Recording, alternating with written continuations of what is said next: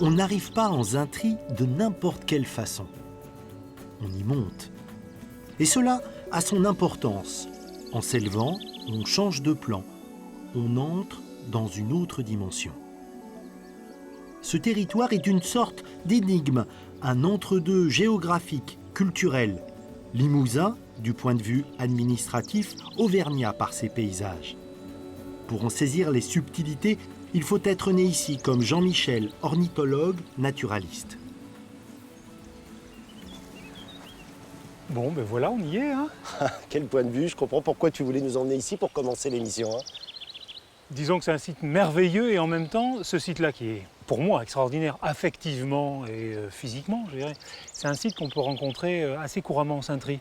L'Ouchentry, comme on dit en occitan, c'est un territoire sauvage à une forte identité qui était un petit peu, traditionnellement d'ailleurs, en marge des axes de circulation. Des paysages aussi authentiques et aussi époustouflants que ceux-ci, il n'y en a pas beaucoup en Limousin et en France. C'est un endroit justement méconnu pour toi? Ah ben alors totalement, mais c'est une terra incognita. Je veux dire, même auprès de nos Limousins, nous sommes au Limousin, en face il y a l'Auvergne, le Quercy un petit peu plus loin, mais même auprès des locaux, ça reste une terre inconnue. Allez, on continue la découverte? Avec plaisir.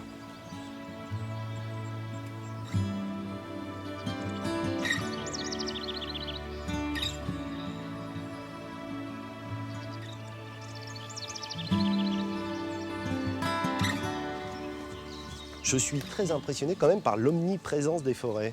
Aujourd'hui, on voit de la forêt partout, c'est parce qu'il y a eu un exode rural massif. Les gens ont quitté notre région, notre Zintry et notre Limousin, je dirais 100 ans en arrière.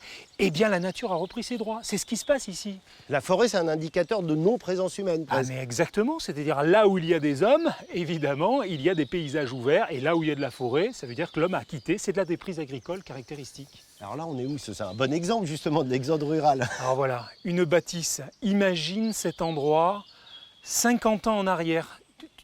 Tu m'as bien entendu, c'est-à-dire c'est tout récent, je dirais. 50, 70 ans, il y avait encore des gens qui vivaient entre ces murs, et puis à l'extérieur, des cris d'enfants.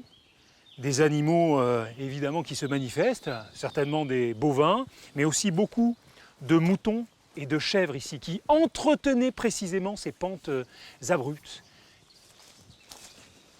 Mais en fait, il y a beaucoup de maisons, c'est un village important ici. Ben, c'est pas un petit village, on peut imaginer qu'il y avait plusieurs dizaines ou centaines d'habitants dans cet endroit. Carbonnières, c'était véritablement un village. C'est là qu'est né mon grand-père. Alors comme tu l'as compris, c'est un territoire rude. Mon grand-père, pour planter le décor, il faisait 1,65 m, il chaussait du 45-46. Alors c'était quelqu'un bien planté en effet sur terre, mais c'était des durs au travail. Et puis, il faut le dire, quantité de ces familles nombreuses. Autour de mon grand-père, il y avait quasiment une dizaine de frères et de sœurs. Quantité de ceux-ci sont morts aussi à la naissance. Je dirais que c'était une forme de sélection naturelle. On vivait avec la nature, on subissait évidemment cette nature-là.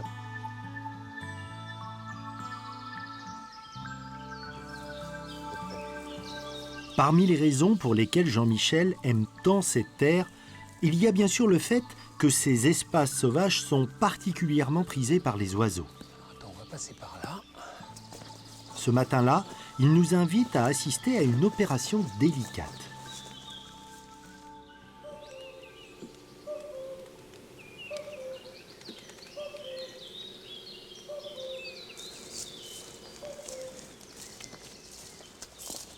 Allez, en avant. Là, l'idée, c'est de poser des filets, d'installer des filets dans ce site pour capturer des oiseaux assez communs, à vrai dire, en vue de les baguer. Donc là, c'est vraiment un programme de recherche qui est mené par le Muséum national d'histoire naturelle de Paris, qui consiste à s'intéresser à nos petits oiseaux de chez nous. Regardez un petit peu ce que j'ai trouvé. C'est le pinson des arbres. C'est probablement l'oiseau le plus commun en France et en Zintry également. Et là, on a affaire à un joli mâle. Il faut apprécier la couleur de ces... Voilà. Je peux le toucher? Il faudra éviter. Ah non, je te demande. Pardon, non. Contraire. Mais je peux comprendre que ça, voilà. C'est tellement beau, c'est délicat que ça incite. Il n'y met pas de son? Dans ces conditions-là, non. Il est impressionné et on peut le comprendre. Donc, mais pourtant, c'est un magnifique chanteur. Ça, c'est un mâle, c'est un garçon. Je vous rappelle qu'il n'y a que les mâles qui chantent dans la nature, les mâles oiseaux. On lui pose la bague à l'instant. Donc c'est une véritable petite plaque d'immatriculation avec un code unique au monde, osons le dire, 3 108 409.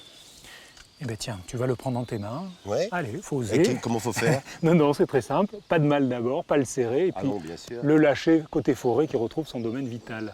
Je sens la chaleur. Eh bien certainement. Et son Bon, petit qu'est-ce cœur. que je fais? J'ouvre les mains, c'est tout? Tu ouvres les mains et ça devrait partir tranquillement. À part s'il est impressionné par notre présence, voilà, ça y est. Ah.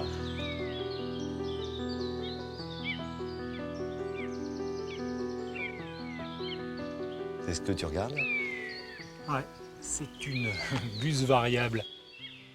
Tu sais que tu pourrais me faire balader ici les yeux bandés. Je te dirais, oui, l'oiseau va nous donner l'identité du paysage. Je vais te proposer de mettre tes mains derrière tes oreilles et écouter par ici. Là, il y a une petite espèce.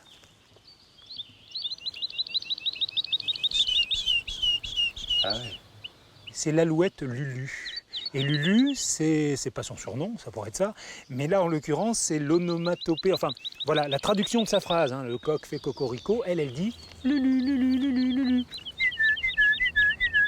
T'es quand même très doué pour reproduire le son des oiseaux. Le simple fait d'imiter l'oiseau, tu deviens cet oiseau, tu deviens un mâle qui défend son territoire et tu peux le faire venir jusqu'à toi, l'entendre beaucoup mieux et pourquoi pas le voir. Et ça marche très très bien. Le ridicule ne tuant plus, il faut oser. C'est-à-dire qu'il peut répondre carrément. Ah, il peut répondre et venir très très près. Moi je le vois très couramment. J'essaie. Allez, vas-y. Coucou. Le bon coucou, il n'est pas réussi. Coucou. Coucou. Coucou. Le tien est plus aigu, hein. Coucou.